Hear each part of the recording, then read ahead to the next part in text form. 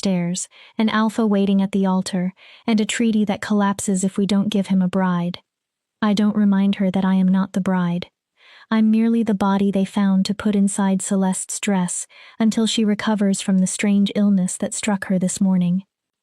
I've learned that pointing out the obvious only makes Mother angrier. The veil should be enough, she says under her breath. Keep it down. Don't speak unless someone speaks directly to you. And for Moon's sake, Pamela, try not to look so.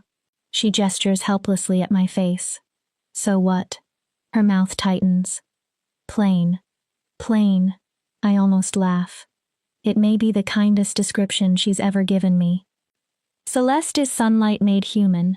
Golden hair, warm brown eyes that flash amber whenever her wolf rises close to the surface. Curves, confidence, grace. Visiting alphas have forgotten their own names while looking at her. I'm the opposite. Dark hair that refuses every curl. Gray eyes father once called dead because they look too human. A narrow frame, sharp angles, and none of the effortless movement that belongs to wolves. And then there is the worst part. I'm barren. That is the real crime in my family. Not my inability to shift. There are late bloomers, even if I've never heard of one blooming, as late as 23. The unforgivable thing was discovered when I was 16. The healers said there was damage inside me. My womb was scarred by something they couldn't properly name. I would never carry a child. Never continue my father's bloodline. Never give a powerful wolf an heir. In father's eyes, that meant I would never be useful. There. Mother steps away and studies me with the same look she gives spoiled food. It will have to do. Remember, you're only standing in for Celeste. The second she's well enough, we'll switch you back. Alpha Blackthorn won't know. But I will. Father will too. He appears in the doorway wearing his ceremonial robes, disappointment already carved across his face. Is she ready? He asks Mother as though I'm furniture. As ready as she can be. Father's jaw tightens. He has ruled the Lycan pack for 30 years, surviving challenges through ruthlessness, strategy, and the complete absence of mercy. He has never forgiven me for being born incorrectly. His first child. His firstborn daughter. The child who should have been a son, or at least a wolf. Anything except me. Listen carefully, Pamela. He still doesn't look directly at me. You will walk down the aisle. You will stand at the altar. When the priest asks the questions, you will nod. You will not speak. Yes, Father. Your voice sounds nothing like Celeste's. His gaze flicks toward the veil. When the marking comes, he stops. Something flashes over his face. Fear? No. Calculation. The veil should prevent complications. The marriage ritual is binding whether Blackthorn marks you immediately or your sister later. The treaty is what matters. Do you understand? Yes, Father. Pamela. Now he finally looks at me, and I understand exactly what I am to him. Not a daughter. A tool. If you destroy this alliance, if you cost me the Blackthorn Treaty, I will dissolve your place in this family. My stomach twists. We'll send you to one of the human settlements. You've always been more human than wolf anyway. The threat cuts straight through me. The human settlements. Places where wolves without packs slowly disappear from themselves. No shared bond, no purpose, no belonging, nothing except survival. I understand, I whisper. Good. Father turns away, then pauses at the doorway. Your sister is the valuable daughter, Pamela. Remember that. Whatever happens today, Celeste's happiness matters more than yours ever will. He leaves. Mother follows him, pressing a silk handkerchief to her eyes. Neither of them looks back. I remain alone, trapped inside my sister's wedding dress, preparing to live my sister's life for however long they need me. And I do what I've always done when the truth becomes unbearable. I tell myself a story. Once upon a time, there was a girl made from moonlight and wishes. She wasn't broken. She was simply different. And sometimes, in the right story, different could become something magical. A knock destroys the fantasy. It's time. The ceremony hall is breathtaking and terrifying. 300 wolves from more than a dozen packs fill the enormous space. Their combined energy presses against my skin until breathing feels difficult. Power, pack bonds, wolf, everything they possess and I don't. Father's beta, Thomas, escorts me down the aisle. I keep my head lowered and concentrate on not falling over Celeste's hem. The veil is thick. Faces blur behind it. Individual features disappear. But I feel him before I properly see him. Alpha Damien Blackthorn. His presence hits me like pressure before a storm. Massive, ancient, controlled. Damien is only 30, yet he commands the largest pack in the Northern Territories. Stories follow him everywhere. That he killed his own father in a challenge. That he has never lost a fight. That he chose Celeste because he needed a powerful Luna capable of producing equally powerful heirs. I am none of those things. Thomas brings me to the altar and releases my arm. I make the mistake of looking up. Damien Blackthorn is beautiful in the way a predator is beautiful. Dark hair, darker eyes, hard cheekbones, a sharp jaw, stillness that feels more dangerous than movement. He wears traditional black ceremonial clothing, embroidered in silver, matching the wolves stitched into Celeste's dress. He is looking at me. Studying me. His head tilts. His nostrils flare almost imperceptibly. My pulse explodes. Can he smell the difference? Does Celeste smell completely different? The priest begins. His words become meaningless beneath the pounding of my heart. I nod when I'm expected to. Offer my hand when instructed. Silver cords are wrapped around our wrists. For wolves, silver burns. For me, it's only cold. The priest turns toward me. Do you, Celeste Lachlan, accept this alpha as your mate, his pack as your own, and your bond as eternal? I nod. Silent, obedient. And do you, Damien Blackthorn, accept this wolf as your mate, your Luna, and your bond as eternal? I do. His voice is deep, rough, controlled. The priest raises his hands. Then by the power of the moon goddess and the oldest laws of our kind, I pronounce you mated. Alpha, you may mark your Luna. My breathing stops. This is where Celeste should be. His teeth should enter her skin. The plan is simple. The veil remains in place. He marks the woman he believes is Celeste. When my sister recovers, our families arrange some private ritual and somehow repair the deception. At least, that's what Father promised. Damien moves closer. His hand rises. Toward my veil. No, this wasn't part of the plan. The priest said the veil could remain.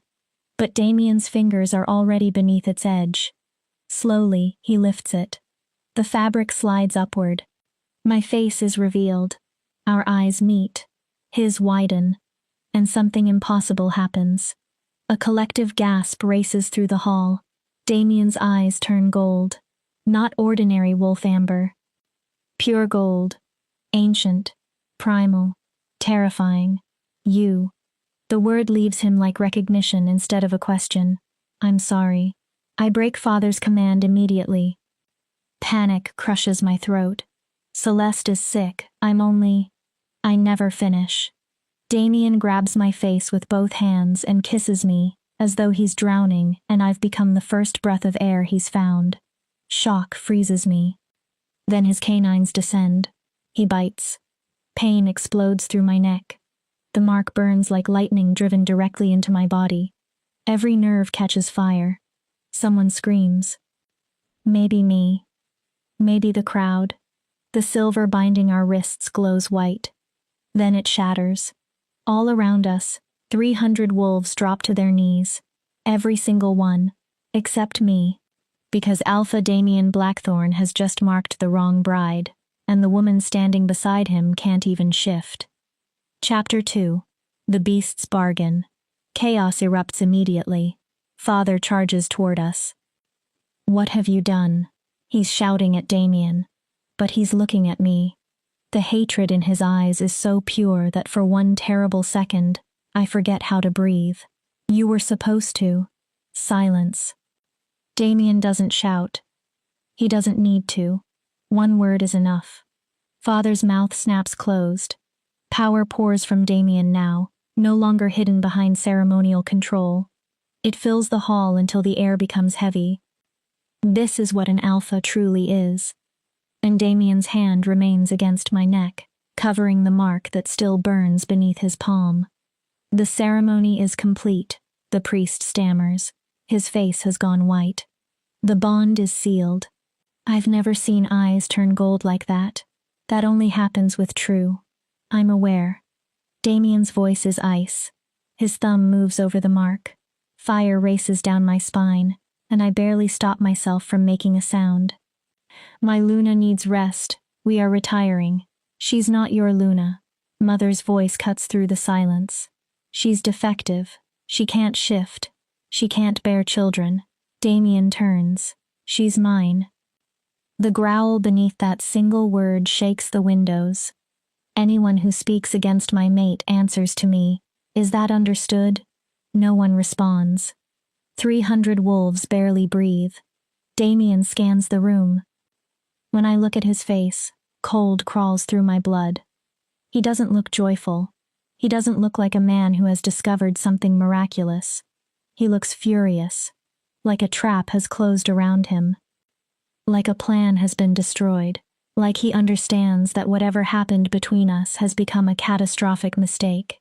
Thomas steps forward, head bowed. Damien speaks without looking at him. Escort us to the bridal chamber. Empty the halls. I want everyone gone within 10 minutes. But the reception, now. The crowd disappears. Damien's hand slides from my neck to my elbow. His grip is firm but careful. He doesn't look at me while Thomas guides us through the corridors of the Blackthorn estate. This is Damien's territory, his home, and apparently mine now. I'm expected to live here, to serve here, to somehow become Luna to wolves who just watched their alpha mark the only woman in the territory who cannot transform. The chamber Thomas brings us to is enormous. Dark wood, heavy fabrics, a huge bed, a fireplace, bookshelves covering one wall, tall windows overlooking the forest. It should feel luxurious. Instead, it feels like the most beautiful cage I've ever seen. Thomas closes the door. We are alone. Damien releases me immediately and crosses to the window. His back is rigid. His shoulders are tight. I stand in Celeste's dress with the mark burning beneath my hair. The silence stretches until I can't endure it. I'm sorry. A bitter laugh leaves him. You're sorry. I didn't know this would happen. They said the veil would hide me. You were supposed to mark Celeste later, after she recovered. I was only meant to stand there until... Your family used you as a substitute. He still faces the window. A decoy bride. Efficient. They didn't have a choice. The treaty required a Lycan daughter. Any Lycan daughter. Now he turns. The look in his eyes forces me back one step. Tell me something, Pamela. That is your name, isn't it? My stomach drops. The broken one. I swallow. Yes. Did you know what would happen when I lifted that veil? No, I swear. Because I did. I stare at him. He walks toward me. I knew the moment you entered the aisle. Your scent was wrong. Lighter. Too human. I knew you weren't Celeste. Then why did you lift it? He stops. His jaw flexes. I thought. He cuts himself off. It doesn't matter. Then why did you mark me? The question escapes before caution can stop it. If you already knew I wasn't Celeste, why? His voice drops. Because you looked at me. He's close now. Close enough that I can see gold still flickering beneath the dark brown of his eyes. Close enough that his scent fills my head. Pine. Smoke. Something wild. You looked at me, he repeats, and you weren't afraid. I don't speak. Every wolf in that room fears me. Your sister fears me. I could smell it in every letter she sent. Every meeting we had, she wants the title, the authority. She wants to be Luna badly enough to tolerate me. His hand rises. I flinch, but he only moves a loose strand of hair from my face. You looked at me like I was simply a man, not a monster to survive, not a throne to conquer. His expression tightens. And like a fool, I thought perhaps. He doesn't finish. He doesn't have to. I understand. For one impossible moment, Damien thought I might see him differently, that I might become something other than the political wife he had agreed to take. Then he learned what I am. I'm barren. He needs the truth without decoration. The healers confirmed it years ago. I can't give you children, I can't give you an heir, and I can't shift.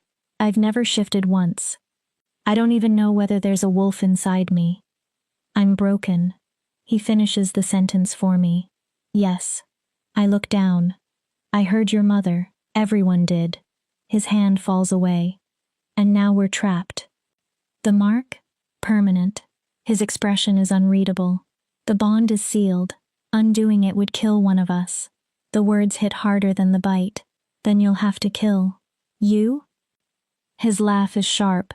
No, that would make me look weak. An alpha who couldn't control himself and marked the wrong woman? My pack would fracture. Challengers would come from every direction.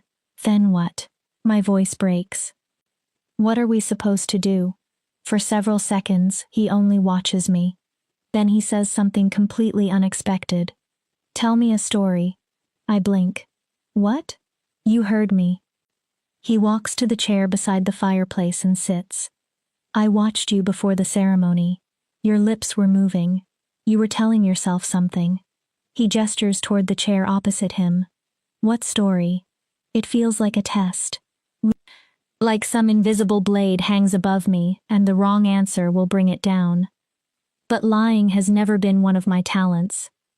I was telling myself I was a girl made from moonlight and wishes. His eyebrows lift slightly. That being different wasn't the same thing as being broken.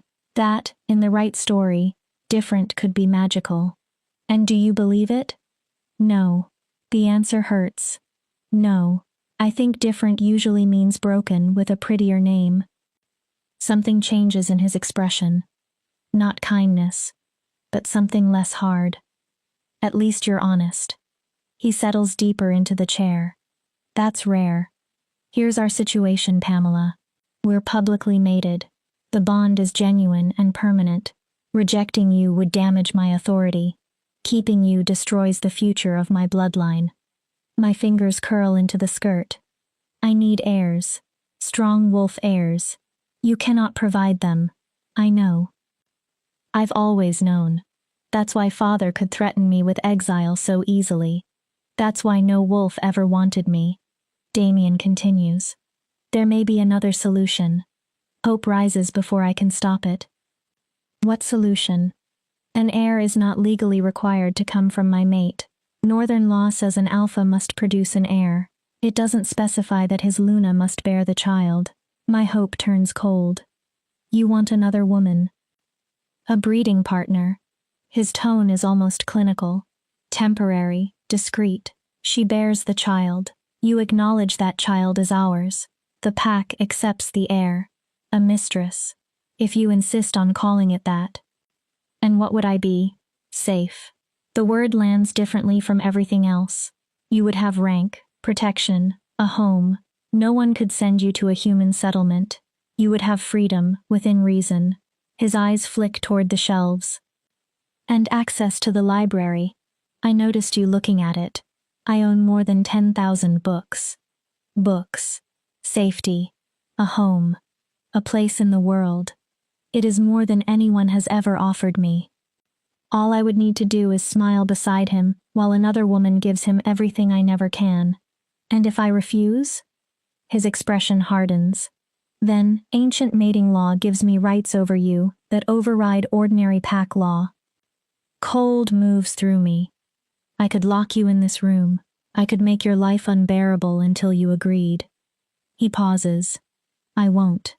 His gaze doesn't leave mine. But I could. You need to understand your position. His voice lowers. You're mine now, whether either of us intended it or not.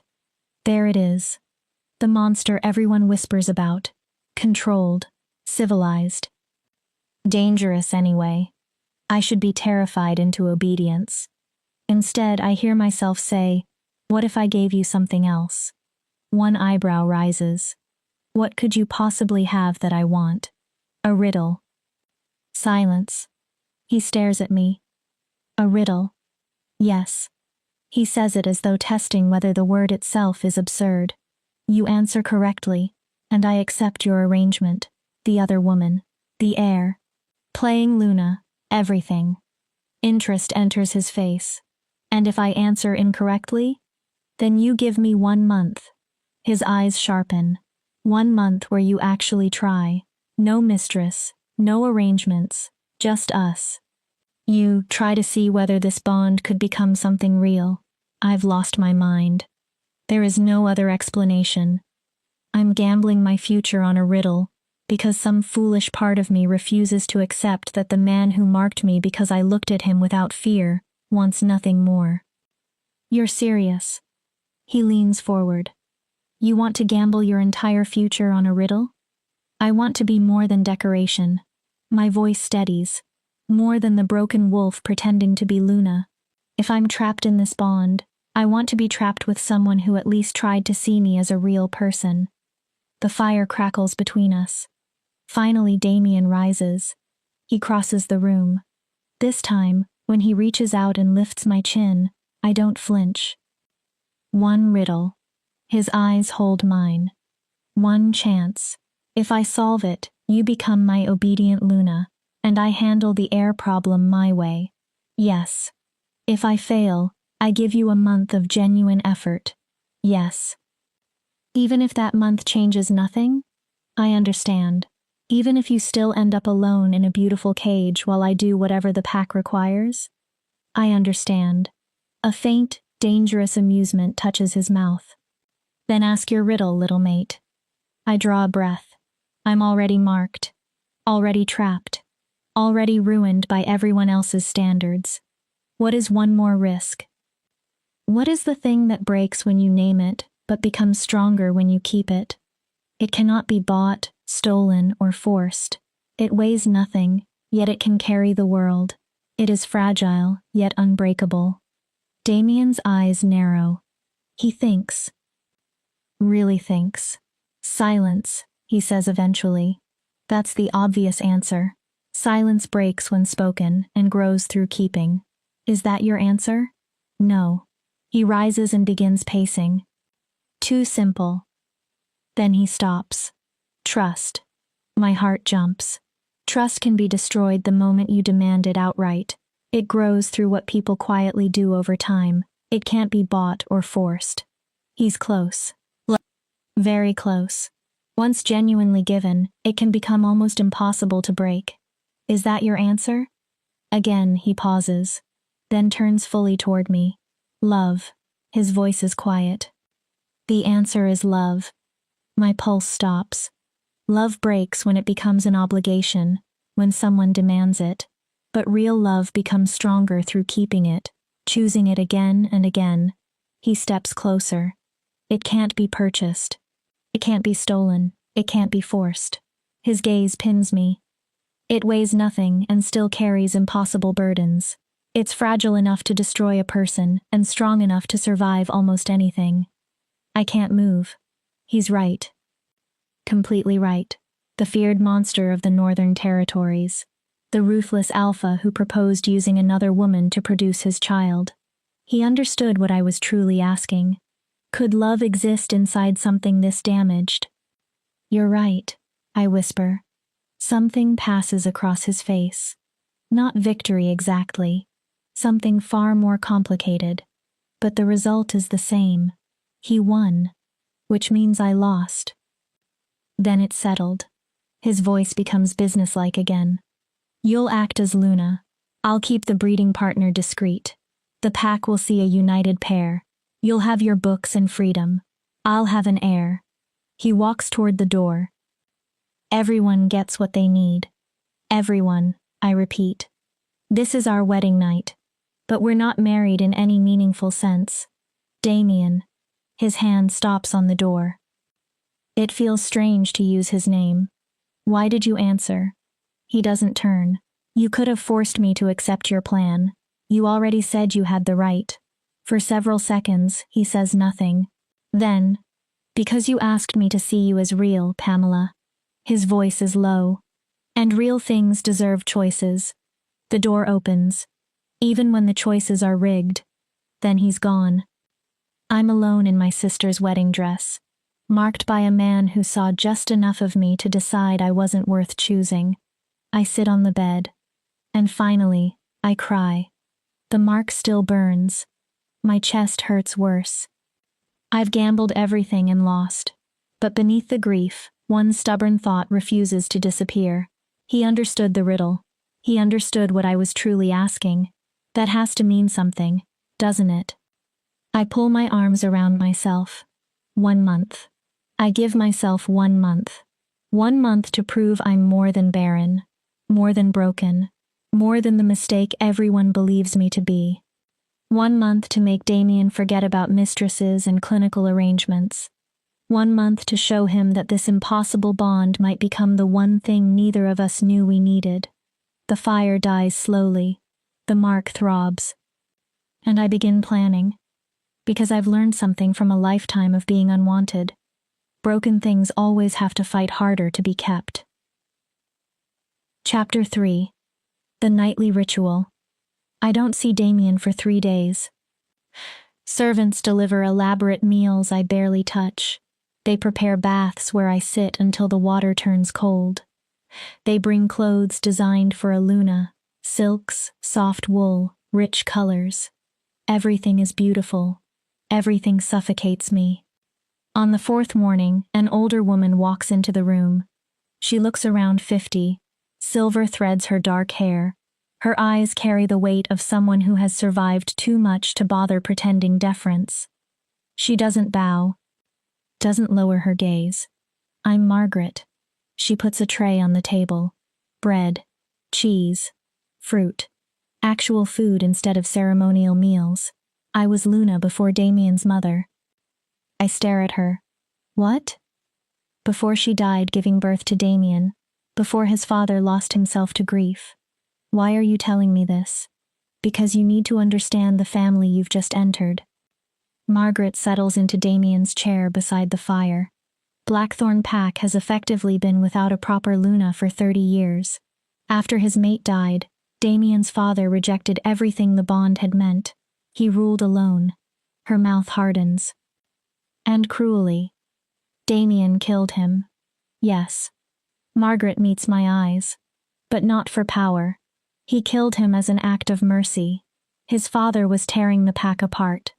I don't understand what that has to do with me. Don't you? She studies me. You're barren. You can't shift. By every traditional measure, you're the worst possible Luna for the strongest pack in the north. I look away. And Damien marked you anyway. The mark pulses. It does that whenever someone says his name. Warmth spreads beneath my skin like the bond itself is reaching for a man who doesn't want me. He made a mistake. I swallow. He's already found a way to correct it. Has he? Margaret walks toward the shelves and runs her fingers along the spines. Do you know Damien built this library himself? Built? Not merely paid for it. He designed much of it, collected books for 5 years from wolf territories, human settlements, traders, anywhere he could find them. She turns. Do you know why? I shake my head. His mother loved stories. She used to read and sing to him before he was born. After she died, his father burned every book in the estate. My chest tightens. He said stories were lies, that only strength mattered. So Damien waited until he was powerful enough. Then, after his father died, he rebuilt everything. This library became a monument to the mother he never knew, and to every soft part of himself his father tried to destroy. I look at the shelves differently. Not decoration, memory, defiance. He put you in this room, Margaret says. The only room with direct access to his library, a room no one else uses. This is the bridal chamber. No. I turn. What? The actual bridal chamber is 3 doors away, bigger bed, balcony, more gold than any sane person needs. A sad smile touches her mouth. This is Damien's private study. My heart stumbles. His sanctuary. He needed somewhere to put me. Perhaps. She moves toward the door. But he'll come tonight. How do you know? Because he's been spending 3 days trying to find the courage. Her expression becomes serious. When he comes, don't let him run. I don't know how. Yes, you do. She glances toward the books. You gave a dangerous alpha a riddle about love when you should have been negotiating for survival. You've already shown you can see beyond the monster. She opens the door. The question is whether you're brave enough to keep looking. Then she's gone, and I'm left with 10,000 books, and something even more dangerous. Hope. Damien arrives at midnight. I'm curled beside the fireplace pretending to read. The door opens almost silently. He steps inside wearing none of his formal alpha clothing. Dark trousers, a loose shirt. Bare feet. Without armor, he looks younger, less like a weapon, almost human. You're awake. So are you. Pack work. He remains near the door. Ready to escape. I wanted to make sure you had everything you need. I have food, books, and apparently a room that isn't actually the bridal chamber. His jaw tightens. Margaret. She told me it's your study. Margaret talks too much. Why did you put me here? Because. He stops, then tries again. Because you asked me to see you as real. My breathing stills. Real things deserve beauty. He glances around the room. This has always been the most beautiful place in the estate, at least to me. The admission hangs between us. Exposed. Dangerous. He gestures toward my book. What are you reading? Fairy tales. Wolf tales? Human ones. What's the difference? I touch the worn cover. Wolf stories are usually about order, alpha and omega, strength and weakness, the powerful, protecting those beneath them. And human stories? Transformation. I smile faintly. Beasts becoming princes. Curses broken by love. Broken people becoming whole. Which do you prefer? The question feels more important than it should. I used to prefer wolf stories. The rules were clear. I meet his eyes. But now I think humans understood something wolves sometimes don't. What? Being broken doesn't have to be the end. He watches me. Sometimes the beast is still a beast at the end of the story. Maybe that's fine. Because love isn't always about changing someone. My voice softens. Sometimes it's about accepting what they already are. Damien finally walks toward the second chair. He sits opposite me. 4 nights ago, we sat in exactly these positions negotiating the terms of my prison. Tonight there is no bargain. Only silence. Then, read to me. I blink. What? You wanted 1 month of genuine effort. There is something raw in his expression. I'm trying. I open the book. My hands tremble. I choose Beauty and the Beast. At first my voice sounds stiff, but gradually I forget to be afraid. Damien listens without moving. When I finish, silence settles between us. The beast lets her leave, he says. Yes. Even though losing her might kill him. Yes. He loves her enough to give her freedom. I nod. That's not how our world works.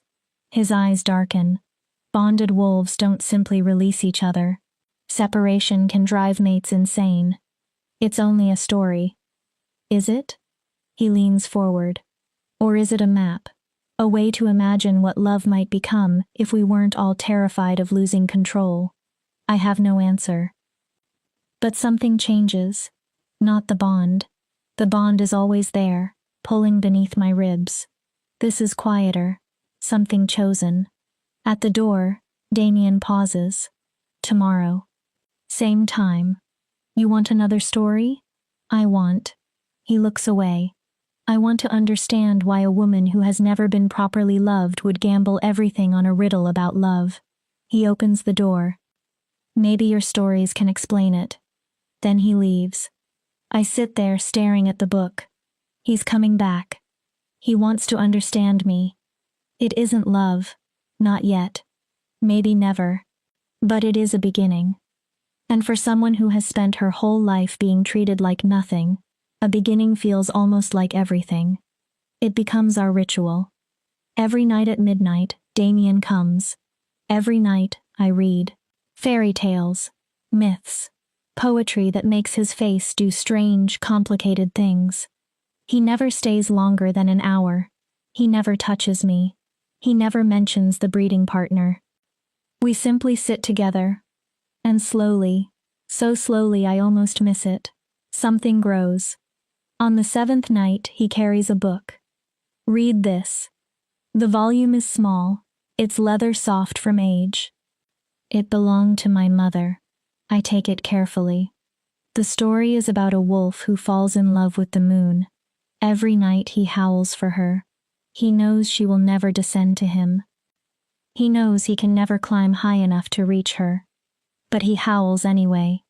Because some love is worth the impossibility. When I finish, tears sting my eyes. My mother used to say my father was her moon, Damien murmurs. Impossible to reach, but worth howling for. He stares into the flames. Then she died. His voice changes. And he couldn't bear the howling anymore, so he stopped listening to anything soft.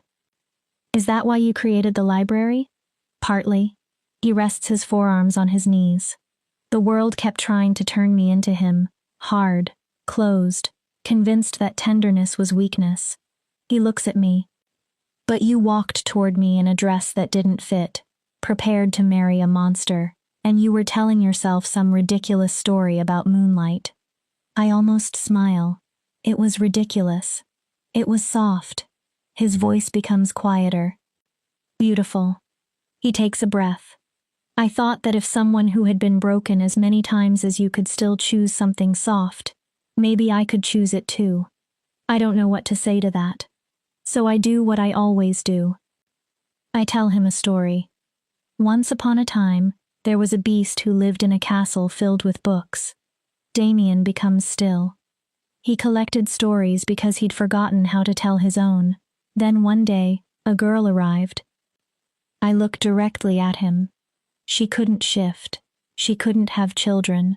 She couldn't become anything the world expected from her. His breathing changes. She should have feared the beast. I continue. But she noticed something nobody else did.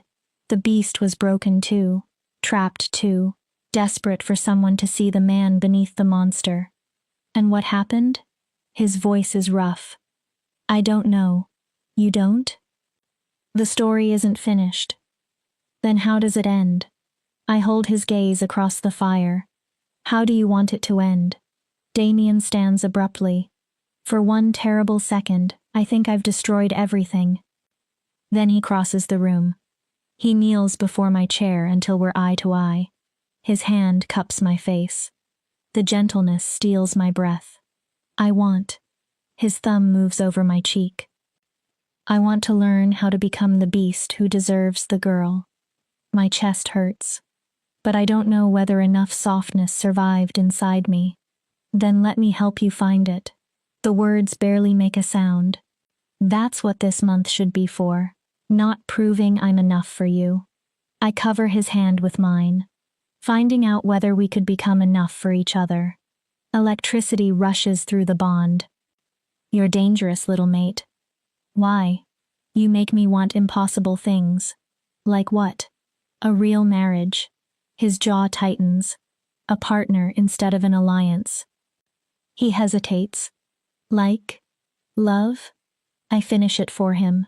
Yes. His voice is almost nothing. Love. The kind in your stories. The kind that accepts the beast without demanding he become a prince. Then stop calling it impossible. My fingers close around his. start calling it ours. For a long moment, neither of us moves. Damien kneels. I remain in the chair. Our hands stay tangled. The fire throws our shadows together until they look almost like one creature, instead of two damaged people trying to discover whether their broken edges can fit. Then Damien rises. The absence of his touch aches. Tomorrow night. He walks toward the door. Same time. What story? He looks back. For the first time, I almost see a smile. Surprise me. A pause. You're good at that. He leaves. I let myself feel hope. Real hope. Dangerous hope. The mark on my neck pulses warmly. And for the first time since Damien bit me, it doesn't feel like a brand. It feels almost like a promise. Chapter 4. The Library of Secrets. On the 14th night, everything changes. I'm waiting beside the fireplace with an old book of wolf legends when Damien arrives. Early. And Margaret is with him. She carries a tray holding 2 glasses and a crystal decanter filled with amber liquid.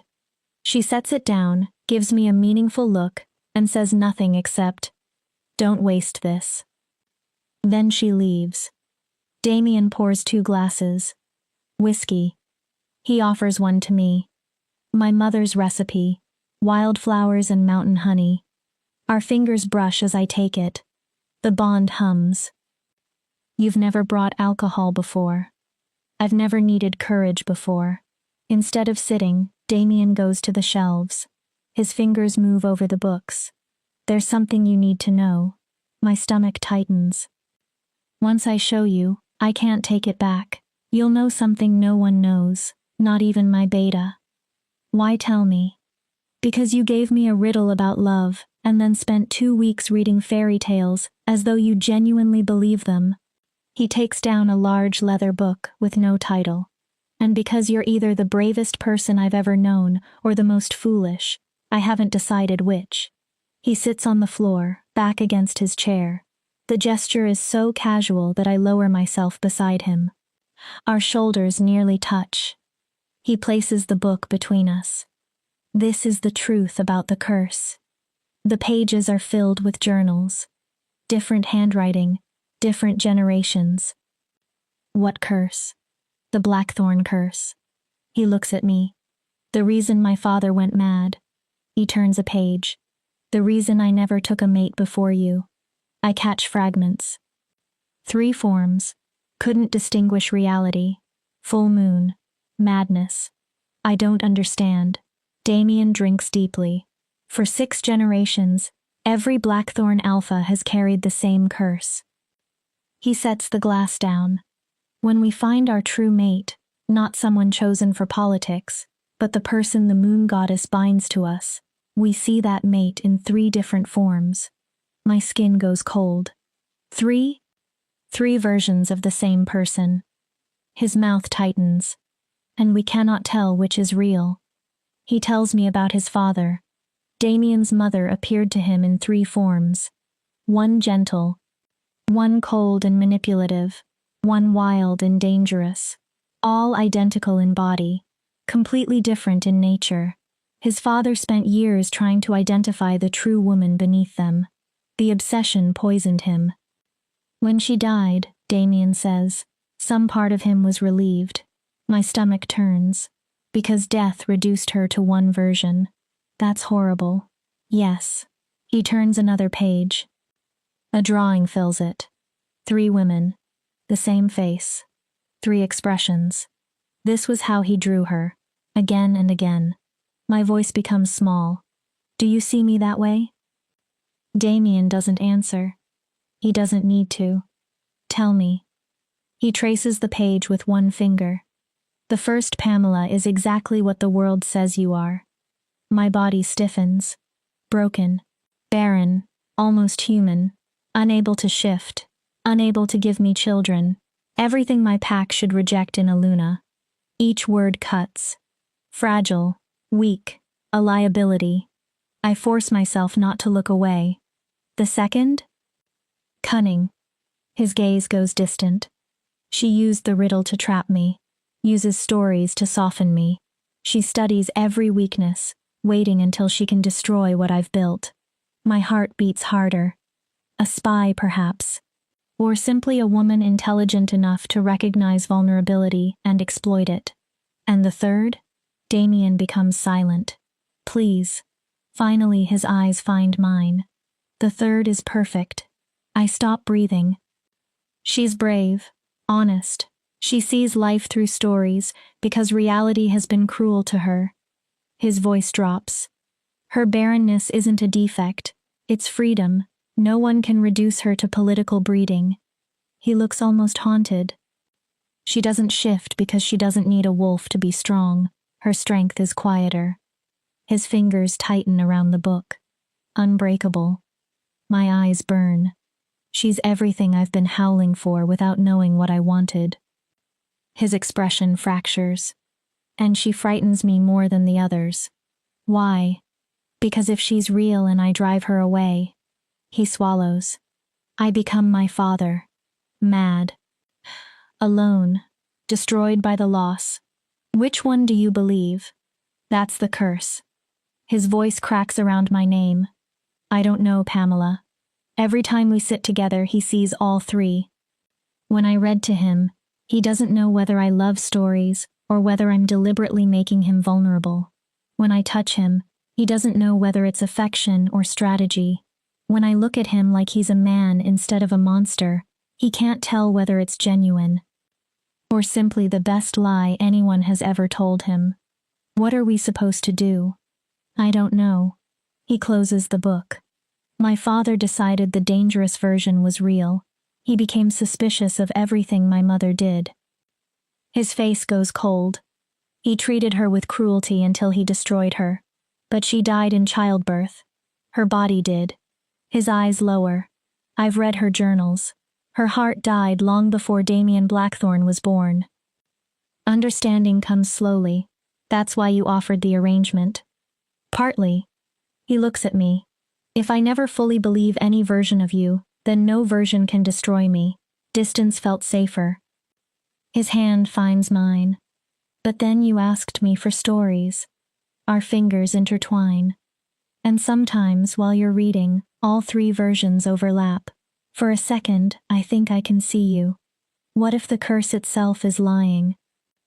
He watches me. What if there has only ever been one Pamela, and the curse simply makes you question whatever is directly in front of you? That's what I'm trying to understand.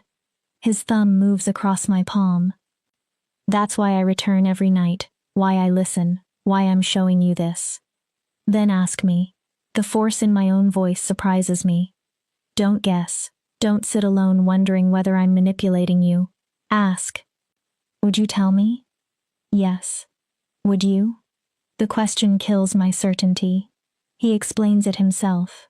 The manipulative Pamela would lie perfectly. The frightened Pamela might lie to survive.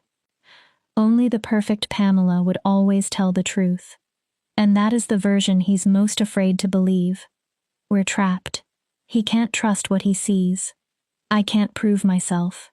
The curse has built a wall between us. What happened to the other Blackthorne alphas? I suddenly ask. 6 generations. Someone must have beaten it. Damien's expression becomes darker. No one did. Some went mad. Some destroyed their mates. Some chose solitude because risking love seemed worse. The curse has never been broken. Then maybe we're trying to solve the wrong problem. He frowns. What? Maybe the curse doesn't need to be broken. I turn toward him. Maybe it needs to be accepted. That makes no sense. You see 3 versions of me. I force myself onward. What if all 3 are real? Pamela. I am barren. I am weak in many of the ways wolves value. That's real. He goes silent. And I am capable of manipulation. I give him a sad smile. I used a riddle to force you into a bet. His mouth almost moves.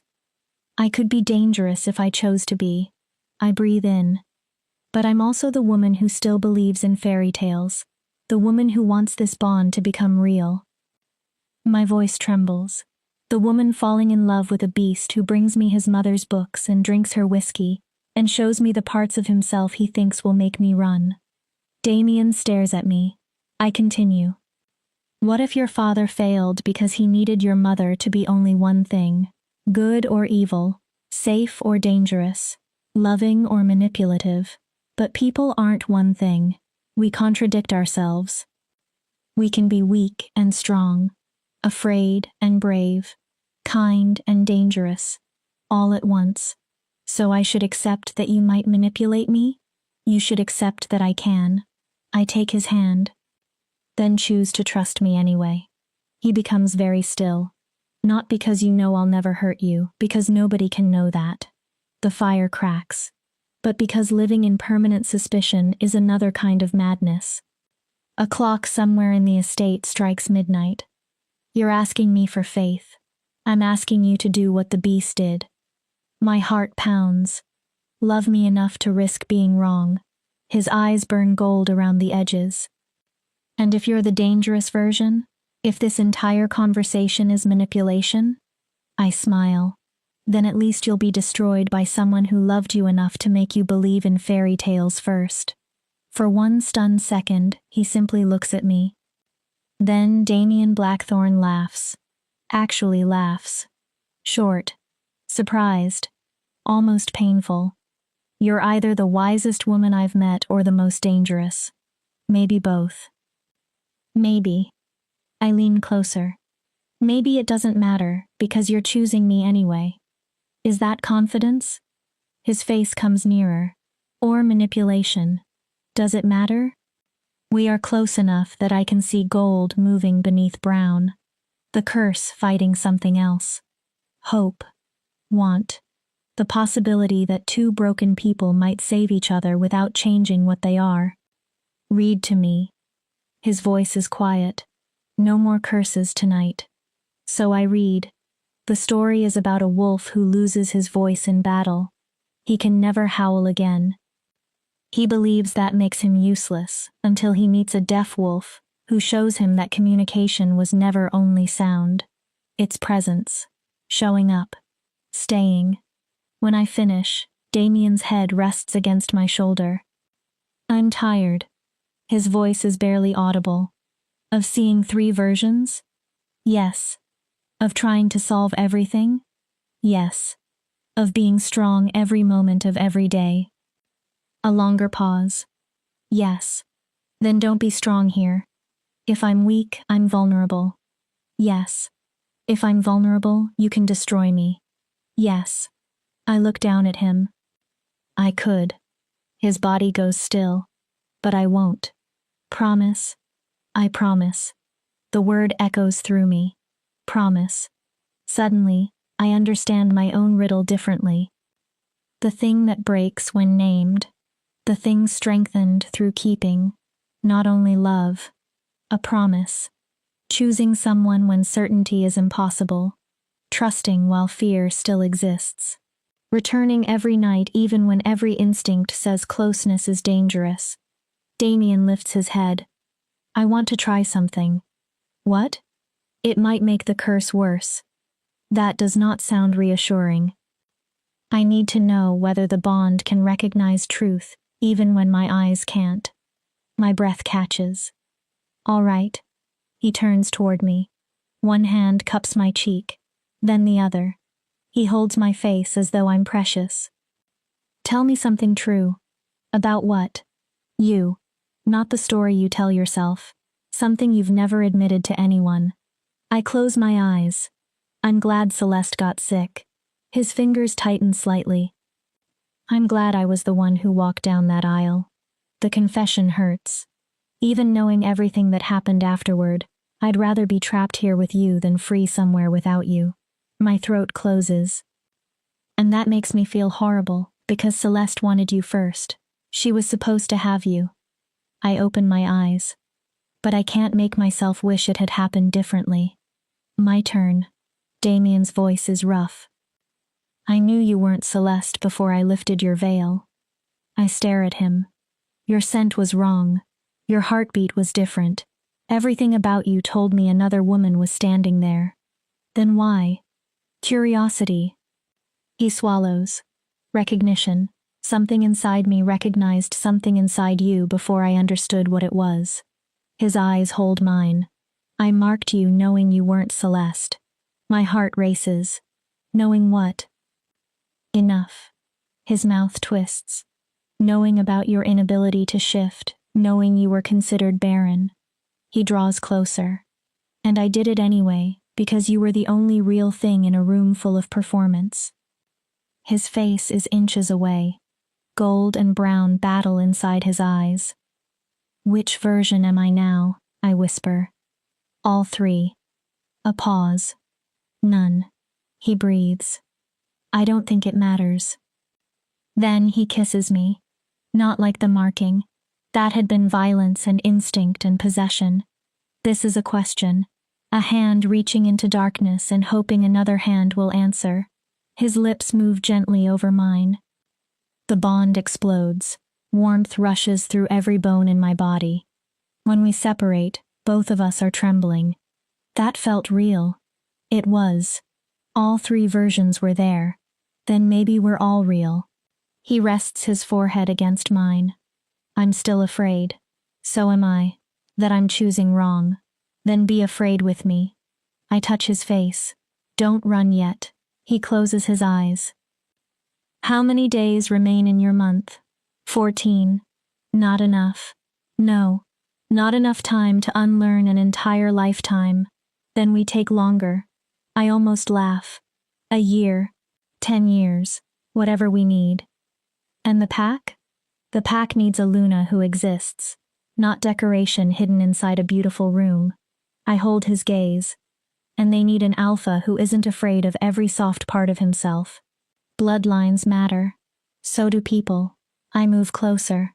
Maybe we matter more than whatever everyone says we're supposed to become. Damien studies me. I wonder which Pamela he sees. Then he smiles. Really smiles. The change in him is astonishing. You're going to ruin me. Completely? Utterly. Is that bad? I don't know yet. His hand closes around mine. Ask me again in 14 days. Instead of leaving, Damien walks toward the bed. Stay.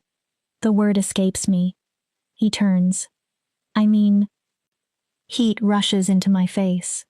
Not for anything, just sleep here. His expression softens. Let me prove being close to me doesn't automatically destroy you. Every lesson from his father should make him refuse. Instead, Damien starts removing his boots. Just sleeping. Just sleeping. We lie on opposite sides of the bed. A careful distance separates us. Darkness fills the room. Then his hand moves across the space between us. I meet it halfway. Tell me another story, he murmurs. So I tell him about a beast and a girl. About two broken people learning that being damaged wasn't the end. Only the middle. About a curse created not only by magic, but by the belief that someone could never be worthy of love exactly as they were. Before I reach the ending, Damien falls asleep. His fingers remain intertwined with mine. The bond hums between us. For the first time since the mark burned into my neck, peace feels possible. Maybe this disaster could become beautiful after all. Chapter 5. The Shifting Truth. I wake to sunlight. And an empty bed. Panic hits instantly. Was last night real? The whiskey? The curse? The kiss? Then I see the note. It lies on Damien's pillow. His handwriting is sharp and precise. Pack business. Back by nightfall. The library is yours. All of it. Not only this room. Margaret knows where everything is. Try not to burn the castle down while I'm gone. D. I smile. Then I notice the smaller line beneath it. P.S. You talk in your sleep. You said my name 17 times. I counted. My entire face burns. I fold the note and hide it inside the fairy tale book like a pressed flower. Proof. Margaret arrives with breakfast. One look at me and she knows too much. He left whistling. What? I've worked here 33 years. She pours tea. I've never heard Damien Blackthorne whistle. It was one night. Margaret smiles. With true mates, it's never only one night. She sets down the pot. He told me to show you the rest of the library. The rest? All 12 rooms. I almost dropped my cup. 12? Did you think 10,000 books fit in one study? Her smile becomes wicked. Come. A hidden doorway is concealed behind one of the shelves. Of course there is a hidden doorway. Margaret opens it. Beyond lies a corridor lined from floor to ceiling with books. Rooms branch away from it. Wolf history, human philosophy, ancient languages, poetry, warfare, healing, cooking, art. He built it like a mind, Margaret tells me. Each room holds another part of himself. When Damien's father was alive, Damien used to disappear here for days. The library was his refuge from cruelty. Eventually, Margaret brings me to a room labeled Mothers. Inside are pregnancy guides, collections of lullabies, books of stories mothers tell children. At the center stands an old rocking chair polished smooth from use. His mother's. Margaret's voice changes. The only thing his father didn't burn. Why? Because we hid it. She touches the wood gently. Damien found it 20 years later. My throat closes. He sits here sometimes. When he thinks nobody knows. I imagine the most feared alpha in the north sitting alone in this chair, trying to remember the voice of a mother he never heard outside the womb. Why show me this? Because Damien won't. Margaret faces me. He'll show you danger, the curse, violence, everything impossible about loving him. Her gaze softens. He won't show you the lonely boy. I look around. You asked for a month of truth. This is the truth. She gestures toward the hidden library. All 12 rooms, not merely the beautiful ones. I spend the entire day exploring. In the history room, I find records of the Blackthorne curse. 6 generations. Alphas driven mad. Mates destroyed. Some alphas killed themselves. Others killed the women they loved. None found peace. Then, in the poetry room, I discover a journal. Damien's handwriting. Recent. I know I shouldn't read it. Then I see my name. Day 3 since the marking. She hasn't tried to escape. She doesn't beg. She doesn't bargain. She simply sits in my study and reads as though none of this is happening. I see 3 versions. Victim, spy, saint. I can't tell which one is real. I turn the page. Day 7. She asked for stories. Nobody has ever asked anything so simple from me, and nothing has ever felt more dangerous. I told her there would only be an arrangement, but she gave me that ridiculous riddle and I had to answer it. Had to prove I understood what she was really asking. I don't know whether that makes me the fool or her the genius. Another entry. Day 12. She fell asleep while reading tonight. I watched her for an hour. Heat floods my face. When she sleeps, I only see one woman. No performance, no strategy, just a girl who talks about moonlight as though it exists. I want to touch her face. I didn't. I couldn't risk it. Then, day 14. I told her about the curse. I kissed her, slept beside her like we're actually married. I'm doing everything my father warned me against. Getting close. Letting her see weakness. Choosing hope instead of safety. Tomorrow, she'll probably use all of it against me. Tonight, I don't care. I close the journal. My hands are shaking. He's been studying me every day. Trying to understand me. Exactly as I've been trying to understand him. We're both prisoners of the same question. What is real? And what happens if we choose wrong? Damien returns near sunset. I'm waiting with his journal. He sees it instantly. You read that. Not a question. Yes. I hold it tighter. And I think we need to stop solving each other. His expression changes. We're people, Damien, not riddles. He takes the journal from my hands and puts it aside. I counted something today. What? 73 pack members asked me about you. I stare. They asked when they'll meet their Luna, whether the rumors are true, whether you really can't shift, whether you're barren. His mouth hardens. Some asked whether I'm keeping you hidden because I'm ashamed. What did you say? That you're recovering from the marking. He steps closer. But we can't hide forever. Fear curls inside me. They'll see everything I can't do. Yes. They'll question your judgment. Probably. Then why do it? My mind flashes to his original arrangement. Why not let me remain hidden? Why risk everything? Because we're past that. He takes my hand. I'm tired of pretending you aren't the most interesting thing that's happened to me in 30 years. My heart stumbles. I'm tired of letting a curse decide how I live. His expression becomes serious. I want to present you as my actual Luna. I stop breathing. Not decoration, not a political solution. His hand tightens around mine. The woman I'm choosing. You're choosing me? I'm trying. He almost smiles. I still see 3 versions. I'm still terrified I'm wrong. He pulls me closer. But I'm choosing to believe that perhaps all 3 are real. His voice drops. And perhaps I can love all of them. The word love enters the room like fire. But I need you to choose too. What? Not only me. He looks toward the hidden doorway. Pack life. Duties. Ceremonies. Wolves studying every movement you make. His gaze returns. Can you stand beside me knowing they'll judge you? I imagine it. Hundreds of wolves. Everyone capable of doing what I can't. Their eyes. Their whispers. Then I remember Damien whistling. His journal. 12 rooms built because a boy refused to let the world burn every soft thing inside him. Yes. His brows lift. Even though you're afraid. Especially because I'm afraid. I smile slightly. Someone told me being afraid with someone is braver than being safe alone.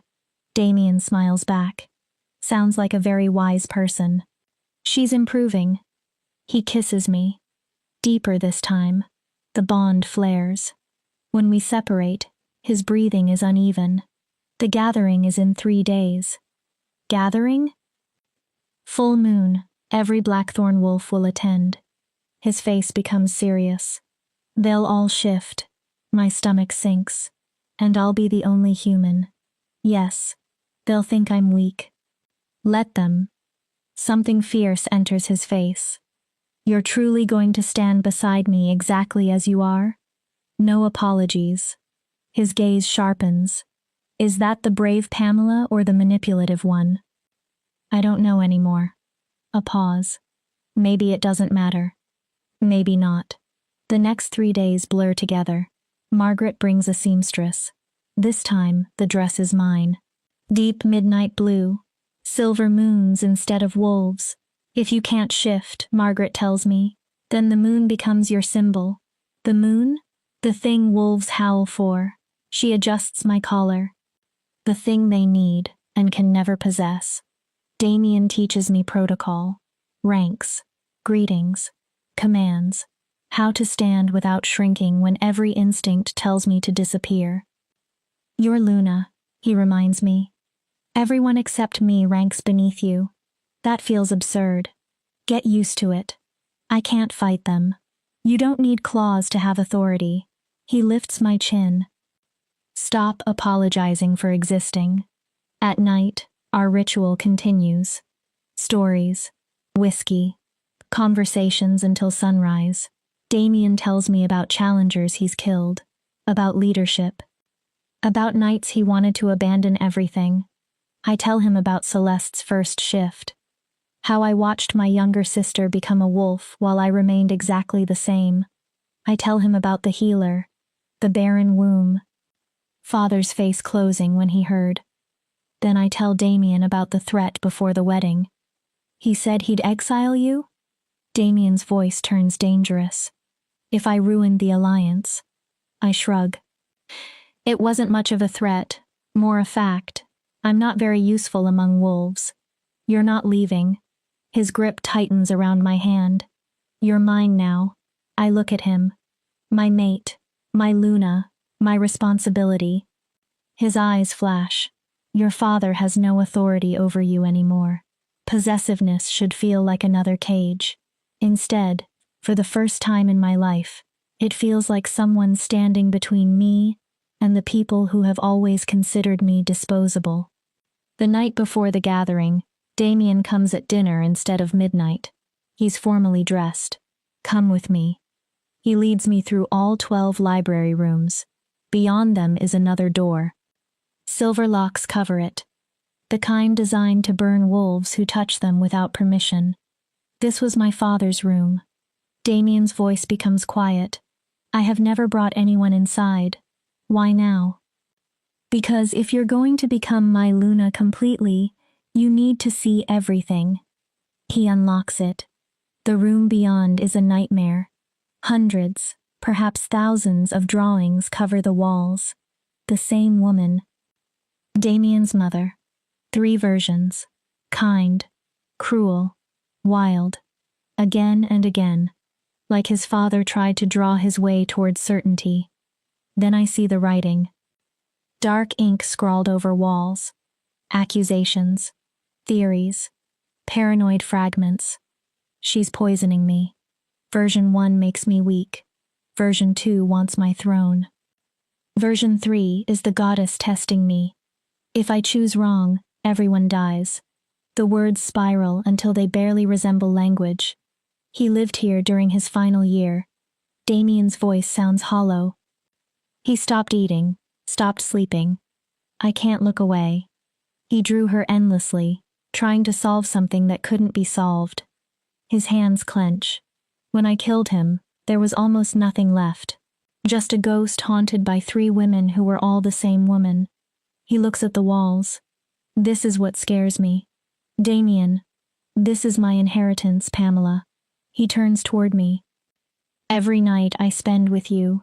Every moment I start believing in you. Fear is naked in his eyes.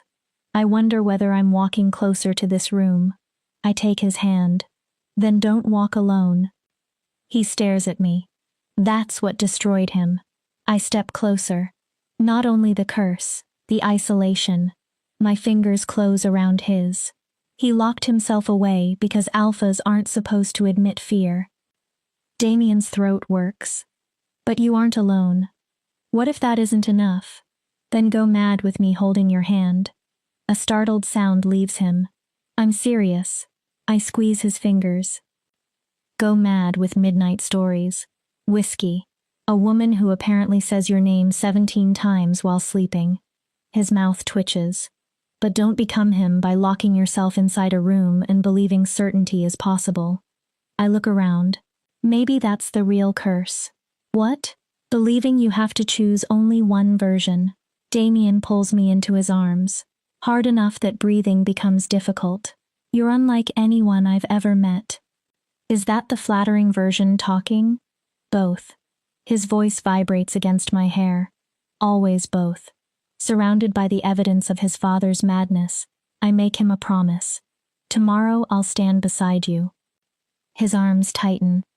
As Luna, not perfectly, not like Celeste would. I look up at him. As me. Broken. Barren. Almost human. Exactly as I am. And if they see weakness, we prove them wrong. Damien kisses me. Here, in the room where his father's love turned into madness, it feels like we're rewriting the ending. When we leave, he locks the door. I'm never coming back inside. Good. He looks at the key. But I'm keeping this. Why? To remember that isolation was the real danger. He looks at me. And that you pulled me out before I knew I was drowning. That night, we don't read. We lie together in darkness. The bond hums. I'm still seeing 3 versions, Damien admits. I know. I'm still afraid. I know that too. Tomorrow, I'm going to tell 300 wolves that you're mine, that I choose you, that they'll respect you or answer to me. Very alpha. It is. His fingers move over my shoulder. But it's also just me trying to choose you in whatever imperfect way I know how. I smile into the darkness. That's all I wanted. A cursed alpha who may go mad. A cursed alpha who builds libraries for his mother. I move closer and write secret journal entries. He groans and whistles. Margaret told you. Of course. He laughs quietly. You're either going to save me or destroy me, Pamela Blackthorne. The name stops me. Blackthorne? Do you want it? I think about Pamela Lachlan, disposable daughter. Broken firstborn, the substitute bride. Then Pamela Blackthorne, mate to a cursed alpha, keeper of stories. Possibly Luna of the most powerful pack in the north. Yes. My voice is certain. I want it. Then it's yours. We fall asleep newly named, newly chosen, terrified of tomorrow, but terrified together. And somehow that changes everything. Chapter 6. The Gathering. The full moon rises over Blackthorn territory like a silver eye. I stand before a mirror while Margaret fastens my dress. Our room now, mine and Damien's. The midnight blue fabric moves like water. Silver moons catch the light. I look important. I look like I belong. I look like a lie. Stop. Margaret catches my expression. You're Luna, start behaving like one. I can't shift. I know. When they run, I'll be standing there like the moon they're all howling toward. She grips my shoulders. Listen carefully. You are not less because you cannot become a wolf. What if they reject me? Then Damien handles it. That's reassuring. It's what alphas do. Her expression softens. But I don't think they'll reject you. Why? They're curious. She adjusts a silver clasp. They've seen their alpha become different since you arrived. Different? Happier. I look away. Don't underestimate what that means. After 30 years of this family, teaching everyone that softness leads to ruin. A knock interrupts us. Damien enters. And for 1 second, I forget to breathe. Black leather. Silver buckles. Ceremonial alpha clothing. Danger made elegant. But his eyes matter more. They're focused. Clearer than they've been in days. You look... He stops. Bad? Like the moon became flesh. Heat rises into my cheeks. Is that good? It's perfect. He takes my hands. Ready? No. Good. I stare. Good. Bravery would be meaningless without fear. A slight smile. That's my Luna. Margaret leaves. Damien pulls me close. His scent has become something my body recognizes immediately as home. I need to tell you something before we leave. My stomach drops. What? Someone may challenge me. For your title? No. His jaw hardens. For you. I stare. Ancient law allows a pack member to challenge an alpha's chosen Luna if they believe she's fundamentally unfit. My blood turns cold. If someone invokes it, I either agree and dissolve our bond. His fingers tighten around mine. Or I fight the challenger. How far? To the death, if necessary. Horror floods me. You'd kill someone because I can't shift? You're not broken. That wasn't my question. Yes. He says it with frightening calm. I would kill anyone who tried to take you from me. I need you to understand what tonight means. His expression becomes Alpha Damien again. Presenting you isn't merely ceremonial. His voice lowers. It's a declaration that nobody decides whom I choose. Maybe we should wait. No. The answer is immediate. No more hiding you. His eyes flash. No more pretending you're someone else. He lifts my chin. Tonight they meet Pamela Blackthorne exactly as she is. And if they hate me, they answer to me. The man who killed his father stands before me. The ruthless alpha. The feared predator. I should feel endangered. Instead, I feel safe. All right. I take his hand. Let's go. The gathering grounds lie deep in Blackthorn Forest. 300 wolves wait beneath the moon in human form, most wearing little because they're preparing to shift. They fall silent when Damien and I emerge. Their attention lands on me with physical weight, assessing, judging, finding every flaw. Damien's hand rests firmly against my lower back. At the clearing's center is a raised stone platform worn smooth by generations. He guides me onto it, then faces his pack. Blackthorn pack. His command rolls through the clearing. I present Pamela Blackthorn. He takes my hand. My mate. A pause. Your Luna. Silence. Then a voice. She can't shift. No. Damien doesn't flinch. She can't. She's barren. An older woman calls from the crowd. The Lycan healers confirmed it. True. Murmurs spread. I hold myself upright. Then a young male steps forward. Why? Damien's gaze hardens. The male continues anyway. Why would you mark someone who can't hunt, can't fight, can't give us heirs? Careful, Thomas. So this is Thomas. The same young wolf who has apparently been muttering about me for days. You're questioning your alpha. I'm questioning your judgment. Several wolves react. Thomas doesn't retreat. We deserve a Luna capable of leading us. Our enemies will see a human beside you and think Blackthorn is weak. A few wolves nod. My heart pounds. This is the challenge. Before Damien responds, another voice cuts across the clearing. And what exactly do you believe a Luna is? Margaret steps forward. The crowd parts. Even former Lunas keep authority. A womb. Her voice sharpens. A fighter. Thomas turns toward her. We need heirs. You need to remember history. Margaret's words crack like a whip. Damien's father had a Luna who shifted beautifully. She gave him a strong son. Her eyes sweep over the pack. And he nearly destroyed every one of you. The crowd becomes uncomfortable. They remember. Why? Margaret asks. Because he believed strength meant bloodline, violence, certainty. She points toward me. Pamela can't give you heirs. She cannot hunt as a wolf. My stomach tightens. But I've watched her. Margaret's tone changes. She sees your alpha as a man instead of a weapon. A few wolves glance at Damien. She pulled him out of the isolation he's lived inside since taking this pack. Then Margaret smiles. She made him whistle. Laughter ripples through the clearing. Damien looks murderous. I bite my lip. When did any of you last hear your alpha whistle? More wolves smile. So yes, Margaret continues. Pamela is different. She isn't the Luna we expected. Her eyes become fierce. Maybe she's the Luna we need. Silence returns. Then Damien takes over. I killed my father because he taught me that softness was weakness. His hand finds mine. That love made leaders vulnerable. He looks directly at Thomas. Pamela has shown me another form of strength.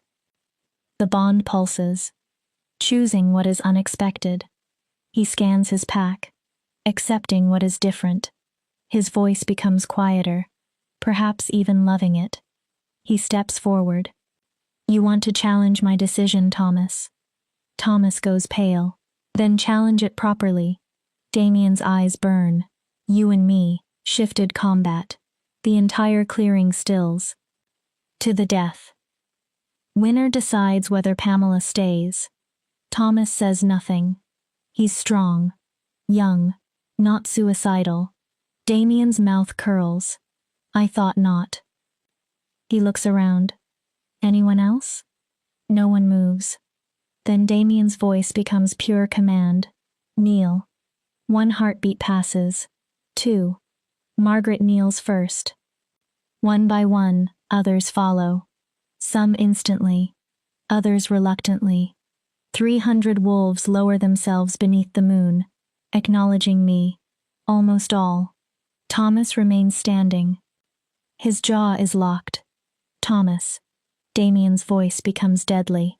Kneel. or leave Blackthorn territory. A pause. 5 seconds. Thomas's fists close. For one terrifying moment, I think he will challenge. Then his knees bend. Slowly. Every inch of surrender seems to hurt. When he finally kneels, Damien speaks. The Luna accepts your acknowledgement. He turns to the others. Rise. Then the shifting begins. Bodies transform everywhere. Bones alter. Skin becomes fur. Human voices vanish into growls and breath. Within moments, 300 wolves surround me. Gray, brown, black, red, large, deadly, and I remain at the center in human form. Damien shifts last. His wolf is enormous, pure black, gold-eyed, nearly twice the size of those nearest him. Power radiates from him. He circles me once. I understand. This is another test. He's showing them I'm not afraid of what they are. I extend my hand. Slowly. My palm rests against his head. His fur is unexpectedly soft. Warm. Alive. The bond surges stronger through his wolf. Beautiful. I don't know whether he understands the word, but he leans into my hand. Just for a moment. Then he pulls away. His head rises. Damien howls. The sound travels through my bones. 300 wolves answer. Their voices fill the forest. They howl toward the moon, and I stand among them. Human, small, different. Yet somehow, for the first time in my life, exactly where I should be. Then they run. A river of fur and moonlight moves around me. Damien leads. Damien leads. Margaret's wolf runs at his side. They circle once. Twice. Then, on the third pass, Damien breaks away. He runs directly at me. Instinct tells me to move. I refuse. He stops inches away. Gold eyes lock onto mine. I see a question. Trust me. I nod. Damien lowers himself. I stare. You cannot be serious. A bark sounds nearby. Margaret, laughing at me even as a wolf. I gather my dress and climb awkwardly onto Damien's back. The instant I'm secure, he rises. Then he runs. The world disappears. Trees become streaks of silver and green. The ground flies beneath us. The pack surrounds us. Howls mix with hundreds of paws striking earth. I should be terrified. Instead, I laugh. I throw my head back into the wind. For the first time, I understand freedom. Not becoming a wolf. Belonging beside them anyway. Damien runs faster. His joy crashes through the bond. He's showing off. Showing everyone that his mate can run with the pack even without shifting. That I can trust. Hold on. Belong. We race. Until the moon reaches its highest point. By the time we return, the pack feels different. United. And somehow I can sense it. Not only my bond with Damien. Something wider. The invisible threads connecting Alpha to pack. The wolves shift back. People begin laughing. Damien transforms last. Which means one moment I'm sitting on a giant black wolf. The next I'm sitting on a naked alpha. I jump off so fast the entire pack erupts in laughter. Damien grins. Actually grins. Forgot to warn you. You're horrible. He pulls me against him without showing the smallest concern about his nakedness or our audience. Did you feel it? His voice is for me alone. The pack bond? I nod. Somehow, impossibly, I did. I felt curiosity, acceptance, lingering doubt, but beneath all of it, belonging. You're truly Luna now, Damien whispers. They accepted you. Not everyone. I look toward Thomas. He stands away from the others, still angry. No. Damien follows my gaze. Not everyone. He pulls me closer. But enough. The celebration continues until dawn. Food. Whiskey. Drums made from hollow logs. Ancient songs. I sit beside Damien on the raised platform while the pack celebrates. Margaret appears with 2 cups. Moonflower whiskey. She hands them over. You did well. Only well. Better than well. Better than well. She smirks. You rode an alpha during your first sacred run. Heat floods my face. That's either extremely brave or extremely stupid. Can it be both? With you two? Margaret laughs. Absolutely. When she leaves, Damien's breath warms my ear. I saw one version tonight. I turn. What? Only one. He looks at me. You. My heart stops. Which one? He considers. Does it matter? I look at the pack celebrating below us. No. For this one moment, I allow myself to believe we've won. That the curse is weakening. That the pack has accepted me. That nothing can destroy what we're building. I should know better. Across the clearing, Thomas watches us. His expression is cold. Calculating. Then he turns and disappears into the trees. Dread curls inside me. Something is coming. Something that will test whether the wolves kneeling tonight truly accepted me, or only obeyed their alpha. But tonight Damien's arm is around me. Tonight the pack calls me Luna. Tomorrow can wait. Chapter 7. The Broken Bargain. 3 days later, shouting wakes me. Not training. Not the ordinary noise of pack life. This is urgent. Angry. Damien is already dressing. Stay here. I reach for my robe. What happened? I don't know. He listens toward the hallway. It sounds like the main hall. I'm coming. No. His face tightens. Pamela, please stay here until I understand what we're dealing with. I'm Luna. And if there's danger, I need to know you're safe so I can think clearly. He crosses back and kisses my forehead. Please. That word defeats me. I nod. Damien leaves. I remain obedient for exactly 5 minutes. Then I follow. At least 50 wolves have gathered in the main hall. At the center, Damien faces 3 strangers. 2 men. One silver-haired woman. Formal clothing. Power. Wolves, but not Blackthorn wolves. Thomas stands behind them looking satisfied. An unprecedented violation of protocol, one man says. You marked a woman without proper verification, without ensuring she satisfied the requirements of a Luna. Damien's voice becomes dangerously quiet. You're standing in my territory speaking about my mate. His eyes harden. Choose your words carefully. We are not here to challenge you personally, Alpha Blackthorn. The woman speaks smoothly. We represent the Northern Council. My stomach drops. The Council.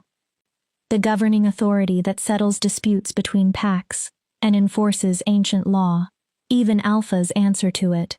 We receive disturbing reports regarding your mating. What reports? Damien already knows. He's looking at Thomas. That your mate cannot shift.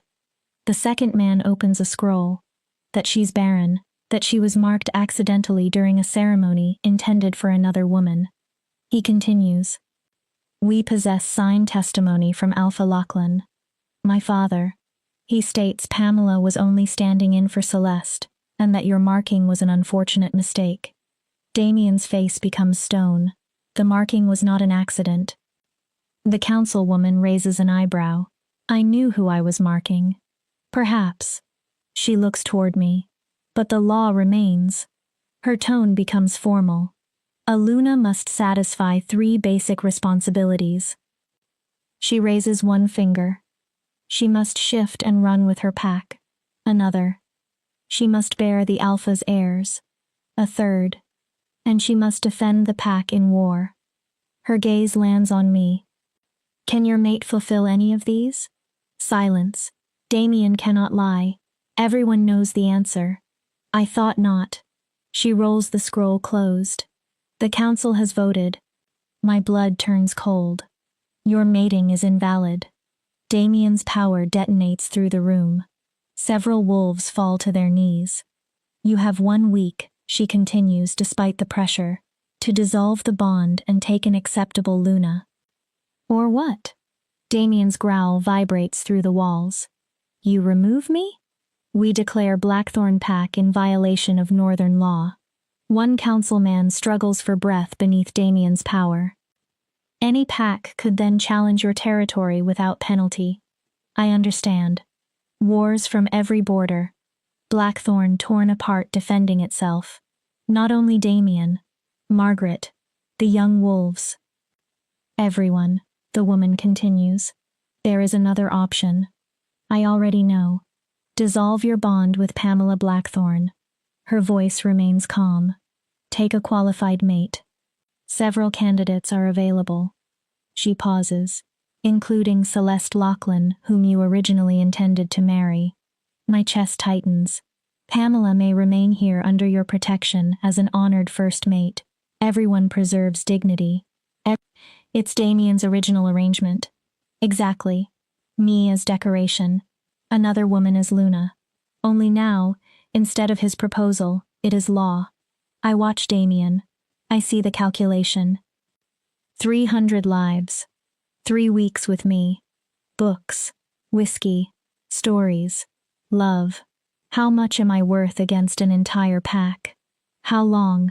Damien asks. My heart breaks. He isn't rejecting them. He isn't threatening war. He's negotiating. 7 days. The woman turns. Will return for your answer. Her gaze hardens. Choose wisely, Alpha Blackthorn. Some sacrifices preserve more than they destroy. The council leaves. Thomas follows. Damien doesn't look at me. The pack slowly disperses, whispering. Damien. He flinches. Finally turns. The pain in his eyes almost makes me forgive him. Almost. Which version do you see now? His expression collapses. Pamela. The manipulative woman who trapped you? My voice becomes bitter. The broken one who's destroying your pack? I step closer. Or the perfect one you're about to sacrifice. Don't do this. Do what? Ask you to choose one woman over 300 lives? I laugh. It sounds terrible. I'm not asking you to do that. Then what are you asking? At least look like this is difficult. My voice rises. Instead of standing there calculating, like you're relieved the council finally gave you permission to do what you wanted on our wedding night. That's not fair. Fair? Something inside me breaks. My father just signed documents calling me defective. Pack members still nearby are listening. I don't care. He testified against his own daughter. My eyes burn. And you're standing there deciding whether I'm worth fighting for. I wipe tears away angrily. So no, Damien, none of this is fair. Let them talk. He steps toward me. I need time. For what? To find another answer. There isn't one. I pull the Luna ring from my finger. Silver. Tiny moons carved into it. The ring Damien gave me 3 days ago. I place it on the table. You have your week. His face changes. I'm making your decision easier. Pamela. I'm leaving. Panic appears in his eyes. You can't. Can't what? I stare at him. Leave the mate who's considering dissolving our bond? That's not what I'm doing. Stay here while you court my sister? Pamela. Smile graciously while Celeste becomes everything I wasn't. My voice breaks. No. I turn away. I will not spend 7 days waiting to learn whether I'm worth keeping. Where will you go? Does it matter? At the door I stop. For what it's worth, I understand. He looks devastated. You're alpha first. Your pack comes before one person. It probably should. Tears blur the room. I just wish. What? I wish you'd seen one version of me long enough to believe in her. I open the door. Long enough to fight, even if we lost. Pamela, wait. But I don't. I walk away. Margaret catches me packing. Where are you going? Somewhere I don't have to watch him choose everyone else. He hasn't chosen anything. He asked for time. I throw clothes into a bag. Not war, not defiance, time. Because he's trying to save both. He'll take Celeste. My hands shake. She's exactly what the council wants. Pamela. She shifts. She can have children. I laugh bitterly. I'll become the sad little story he remembers at midnight. The broken girl he almost loved. You're being unfair. I turn on Margaret. Tell me the truth. She becomes still. If you were Damien and choosing me meant destroying 300 lives, what would you do? Margaret says nothing. Exactly. I close the bag. Tell him I release him. Pamela, there are ways to dissolve the bond if both people consent. It could hurt you badly. I'll survive. My smile feels empty. I always do. I hug Margaret. Thank you. For what? For making me believe I could become Luna. My throat tightens. It was a beautiful story while it lasted. I leave through a servant entrance. Hood low. No ceremony. No guards. Just Pamela Lachlan again. The substitute. The defective daughter. The mistake everyone keeps trying to correct. The forest swallows me. I walk. Hours. Then another day. Away from Blackthorn. Away from Damien. I eat berries. Drink from streams. Sleep beneath trees. On the third day, I reach a human settlement. It looks exactly like Father always made it sound. Packless wolves. Exiles. Actual humans. Everyone carrying the same defeated emptiness. Alive. Not living. This is where Father planned to send me. This is what I am without a pack. I rent a room above a tavern. It's small, cold, smells of old beer. Perfect. The human owner brings soup. You running from something? He asks. Or toward something? Neither. He studies me. Just running then. I don't answer. He nods anyway. Perhaps everyone here understands. That night, I dream of Damien. His hands. His voice. Fairy tales beside the fire. His wolf racing through moonlight beneath me. His words. I want to become the beast who deserves the girl. I wake crying. The mate bond is stretched tight across the distance. Almost painful. 4 days remain. 4 days before Damien chooses.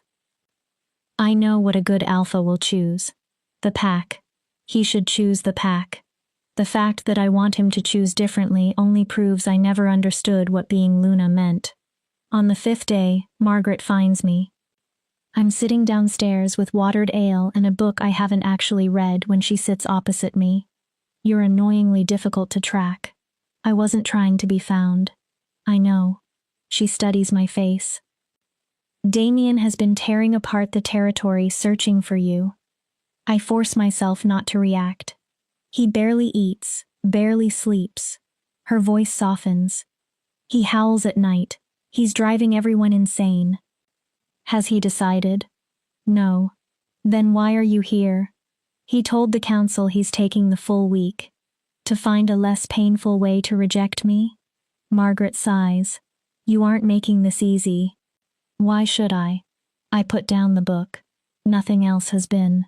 I look directly at her. Tell him to choose his pack. Pamela, tell him I understand. My voice cracks anyway. I'll sign whatever they need. I look away. And thank him for 3 weeks of pretending I was worth choosing. He wasn't pretending. We both were. I swallow. Pretending the curse could be overcome. Pretending love mattered more than responsibility. Margaret reaches across the table. What if there is another option? I freeze. What? A way to satisfy the council without dissolving your bond. Hope rises so painfully I hate her for causing it. What way? You need to return. No. Pamela. Tell me now. I hold her gaze. Or I stay here. Margaret studies me. Then sighs. Damien found something in his father's journals. My pulse quickens. A loophole in northern law.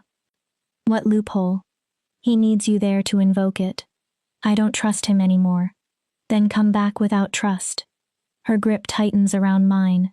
Come back angry. Come back certain he'll fail you. I don't care. She leans closer. But the council returns in 2 days. Her eyes become serious. And if you're not standing beside him, Damien loses more than you. The pack. The title. His life's work. She pauses. Everything. It's manipulation. Transparent. Cruel. And effective.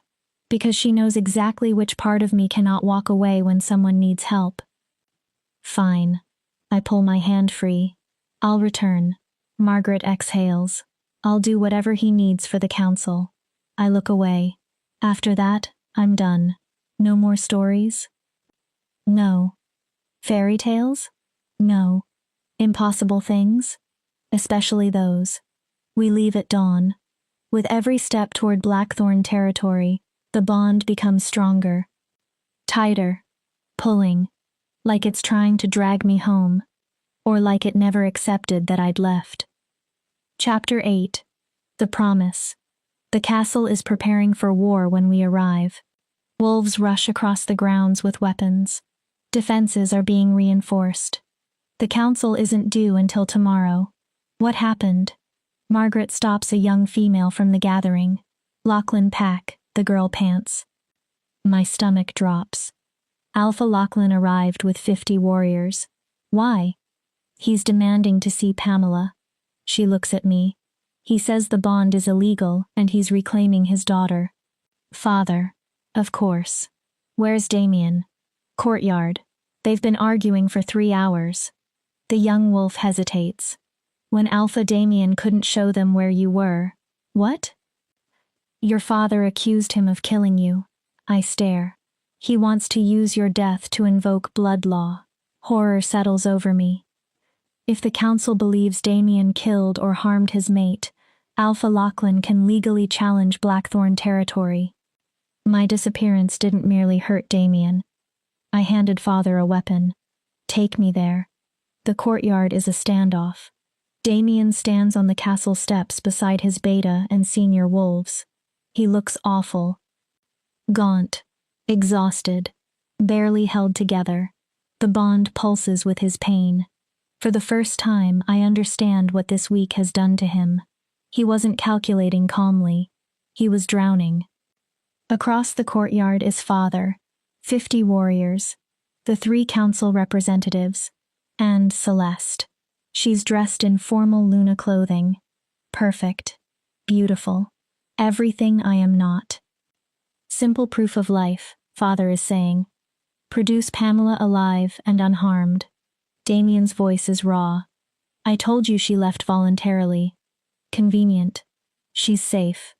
Then produce her. She isn't property. Father laughs. She's your mate, your responsibility. His expression sharpens. If you can't manage one defective girl, why should anyone trust you with an entire pack?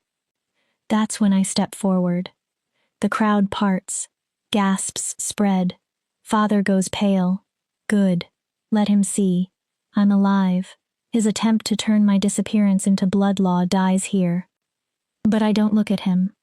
I look at Damien. His eyes find mine. Relief. Fear. Hope. Joy. Desperation. All of it crosses his face at once. And beneath every version, love. Not perfect. Not safe. But real enough to keep looking even after I ran. Pamela. He breathes my name. I climb the steps. Stand beside him. Where a Luna belongs. I'm here. His hand captures mine. Too tight. I let him. The bond surges. I feel everything. His sleeplessness. His terror. His desperate hope that I've returned for more than politics. Where have you been? Father demands. We've been waiting for hours. I finally face him. I was thinking. About what? Whether something that began as a mistake could become worth choosing. The councilwoman studies me. And? Damien's hand twitches. Fear. I realize he thinks I may reject him here. Publicly. I decided mistakes only remain failures when people refuse to choose them afterward. Damien goes completely still. A bond can begin accidentally and become intentional. I turn to him. Being chosen despite every practical reason against it can mean more than being wanted for what you provide. My throat tightens. You asked for time. Damien's eyes burn. I'm sorry I didn't give it to you. Pamela, I'm sorry I ran instead of fighting beside you. His lips part. I'm sorry I assumed you'd choose between me and the pack instead of believing you were trying to save both. I squeeze his hand. I see 3 versions of you too. He stares. The monster everyone fears. A tiny reaction. The alpha who calculates everything. I move closer. And the man who builds libraries for a mother he never knew and listens to fairy tales after midnight. His eyes shine. I choose all 3. The curse, the crown, the softness. Damien looks as though breathing hurts. You came back. I did. Why? I smile through tears. Because someone told me about a wolf who howled for the moon even though he could never reach her. The smallest smile appears. And? I'd rather spend my life howling for something impossible than settle for something less. Damien grabs me. Protocol disappears. Council disappears. Father disappears. He kisses me as though he truly has been drowning for days. The bond ignites. When we finally separate, Father looks purple with rage. This is ridiculous. His voice cuts through the courtyard. She's still barren. She still cannot shift. She's still completely unsuitable. Actually, Damien's voice has changed. Strong again. Steady. There's something everyone here needs to see. He removes an old scroll from inside his coat. Yellowed. Fragile. I found this while searching my father's journals. The council representatives move closer. This is the original Northern law establishing the lunar requirements. He unrolls it. Shift with the pack, produce heirs, defend the territory. All things Pamela cannot do, Father snaps. Damien ignores him. But there is a 4th clause. Silence.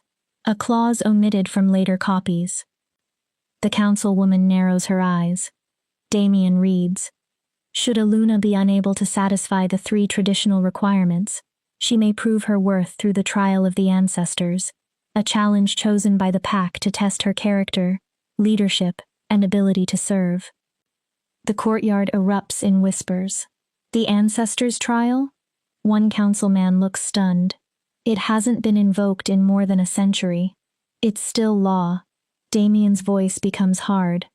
Valid law. He turns to me. And I'm invoking it. My pulse pounds. If Pamela agrees. What does the trial require? I don't know. He looks grim. The pack designs it according to what they most need from their Luna. Could it be dangerous? Yes. Could it kill me? His jaw tightens. Yes. And if I succeed, no council, no alpha, no law can question your right to remain Luna. And if I fail, his eyes darken. The bond dissolves automatically. My breath catches. I'm exiled from pack territory. Damien hates every word. And legally required to take another mate. Father smiles. Celeste stands beside him in perfect silence. The council watches. There is no safe path left, only through. I accept. Damien's head snaps toward me. Pamela, I accept the trial. The councilwoman nods. Under ancient law, Blackthorn Pack will choose a challenge testing the candidate's ability to lead, protect, and serve.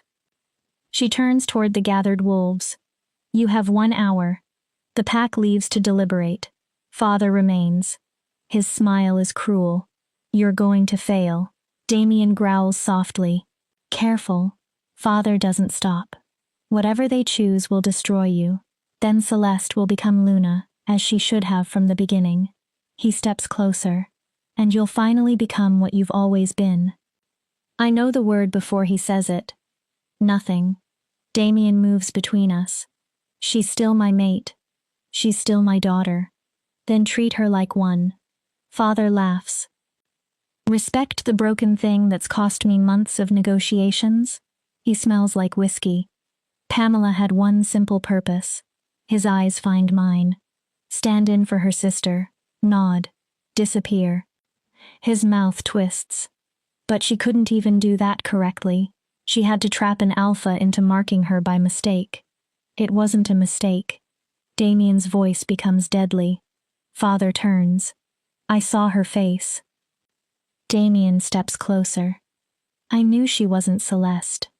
My heart stops, and I marked her anyway because something inside me recognized something inside her.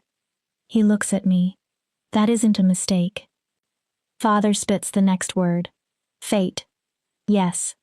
Fate is a story fools use to justify bad decisions. He gestures toward me. You were curious. That's all. His smile turns cruel. How long before curiosity becomes resentment?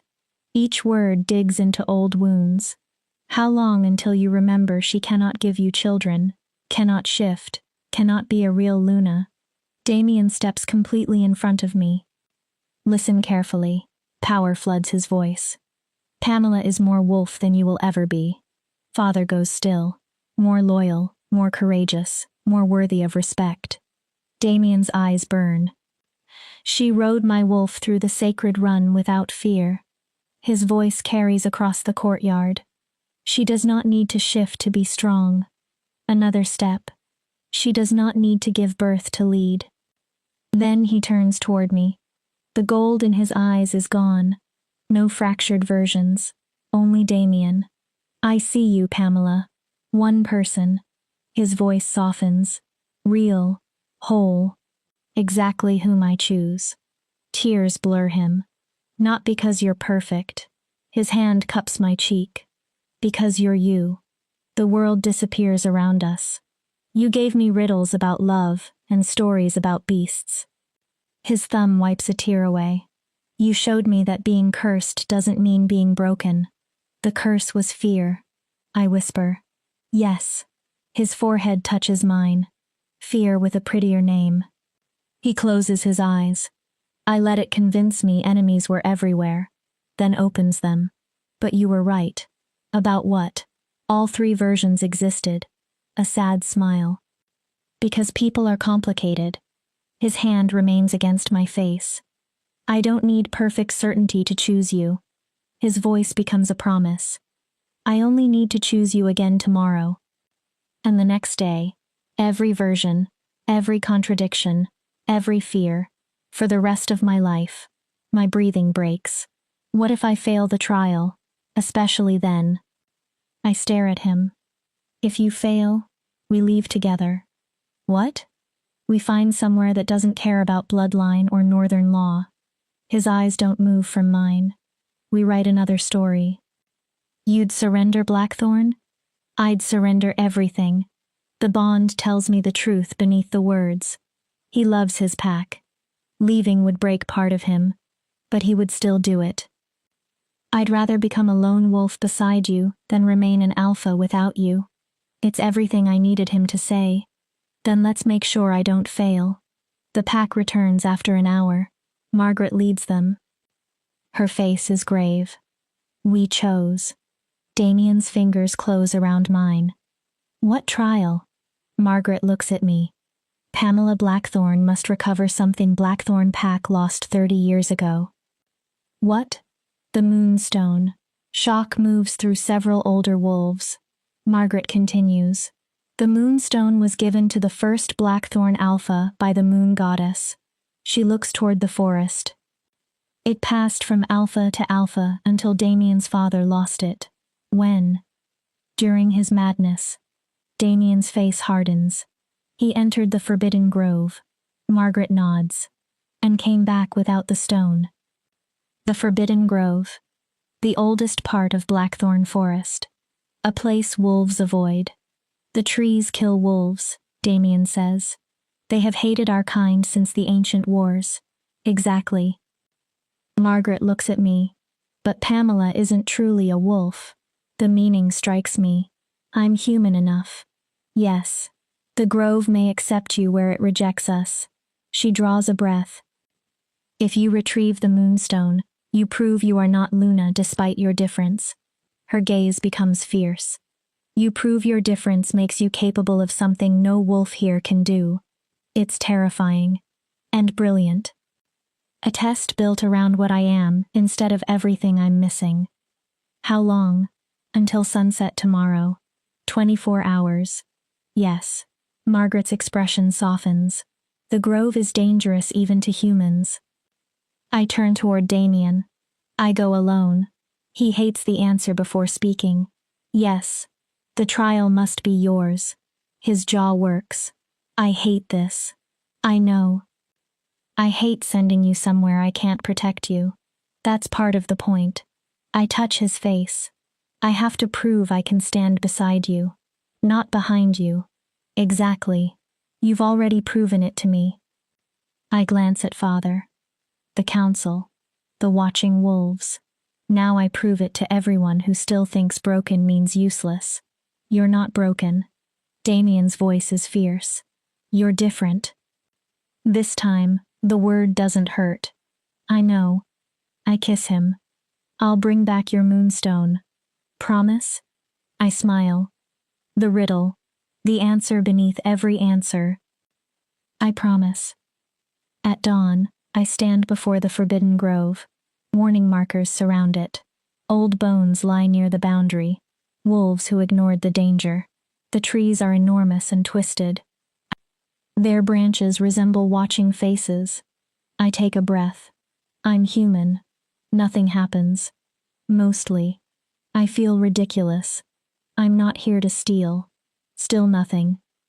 Only to retrieve what was lost. The branches move. Slowly. A path opens. I stare. Then step forward. The grove is alive. Not metaphorically. Alive. Trees whisper in something close to language. The earth shifts under my steps. Vines reach toward me. Not trapping. Guiding. Time behaves strangely. I walk for hours. Perhaps longer. The sun never seems to move. Eventually I reach a clearing. At its center stands the largest tree I've ever seen. Its trunk is wider than a house. Among its roots glows a pale stone. Moonlight made solid. The moonstone. I step closer. Branches slam down before me. A presence enters my mind. Not words. Meaning. Why should I give it to you, human child? I freeze. Your kind cuts us, burns us, uses us. The tree's presence presses against me. Why help you? Because I'm asking. The branches remain still. I'm not here to take it by force. My voice trembles. I think Damien's father brought it here when he was drowning in madness. The air changes. And I think you kept it. A pause. Waiting for someone who could carry it without being destroyed. Can you? I don't know. The honest answer leaves me. But I'm willing to try. The branches shift. 3 questions. Answer truly, and the stone is yours. Lie. A root moves. Bones become visible beneath it. And you remain here with the others. My heart pounds. Ask. What are you? The answer comes too easily. Broken. The grove listens. Barren. Human. Everything wolves don't value. I breathe. Everything my family rejected. Then I stop. Number. That's not the whole answer. I'm also brave. Leaves rustle overhead. Loyal. My voice strengthens. Capable of loving a cursed alpha who sees me in 3 forms. I think of Damien. And capable of choosing all 3 versions of him too. I lift my chin. I'm everything at once. The grove becomes silent. The question is not which parts exist. It's which parts I allow to define me. The presence returns. Why do you want the stone? To prove I deserve to be Luna. The truth comes quickly. To prove different doesn't mean weak. I touch my chest. To keep my mate.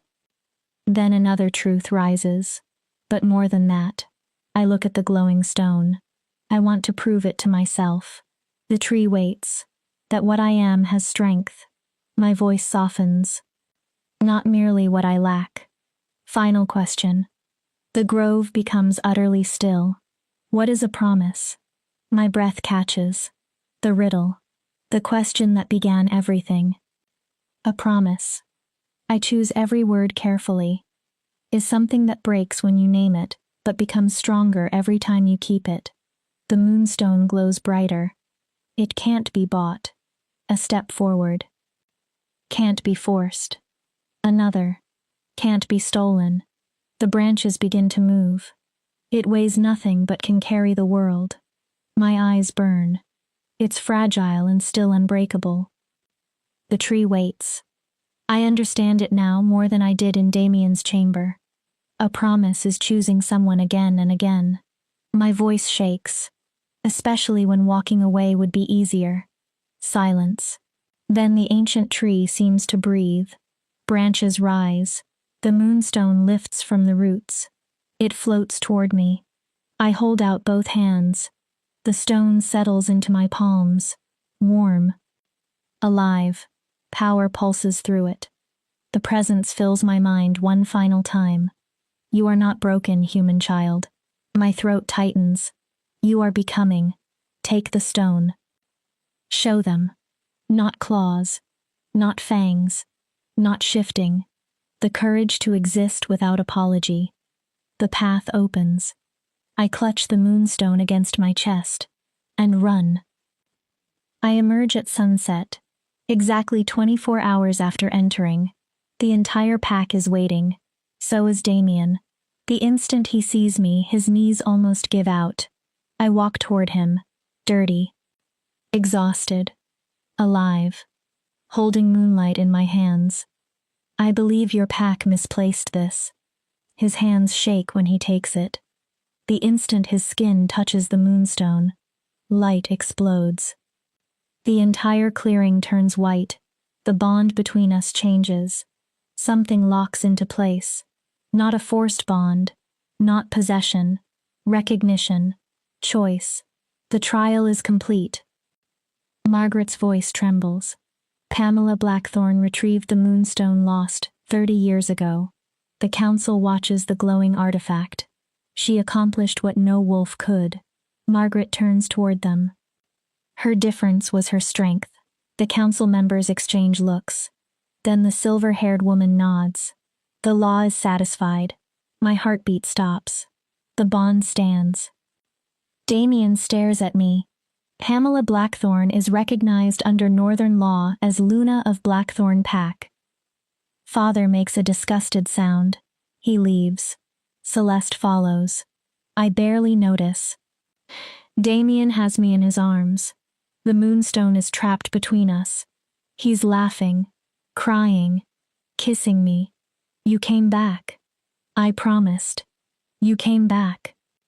I know. His forehead presses against mine. You kept it. That is what promises are for. Epilogue. 3 months later. The library has a 13th room now. Mine. It is smaller than the others. Warm. Comfortable. Filled with journals, loose paper, and enough ink to permanently stain my fingers. Damien calls it my writing room. I call it proof that stories can change. This is where I record the history of Blackthorne Pack. Tonight, I'm writing ours. The disaster that became beautiful. The mistake that became intentional. The curse that became something almost like a blessing. Damien enters carrying 2 glasses.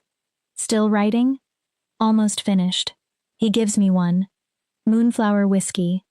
Only the ending remains. He sits beside me. And how does it end? I smile. It doesn't.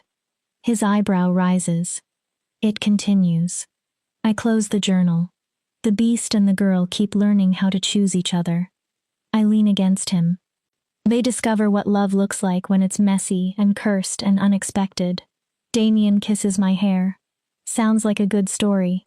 The best ones are usually real. Outside the window, the pack gathers for the evening run.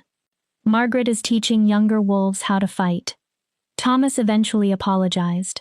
He still has much to prove, but now he works patrols with an almost exhausting dedication. The pack isn't perfect, neither are we, but it belongs to us. Do you regret it? I ask. What? Marking me. His expression becomes thoughtful. By mistake. Damien considers the question seriously. I regret calling it a mistake for so long. My breath catches. I regret letting the curse convince me to question something my heart recognized immediately. He pulls me closer. But marking you? His eyes hold mine. Choosing you? A slow smile. Those are the only things I never truly doubted. Even when you saw 3 versions. Even then. Which version do you see now? He cups my face. Pamela. That's disappointingly simple. My mate. His thumb crosses my cheek. My Luna. His voice softens. The woman who gave me riddles about love. I smile. The woman who taught me that being cursed isn't the same thing as being broken. He brings his forehead to mine. The woman I intend to spend my life choosing. Every day? Every day. Every version? Every version. Every moment. His grin appears. That sounds suspiciously like another riddle.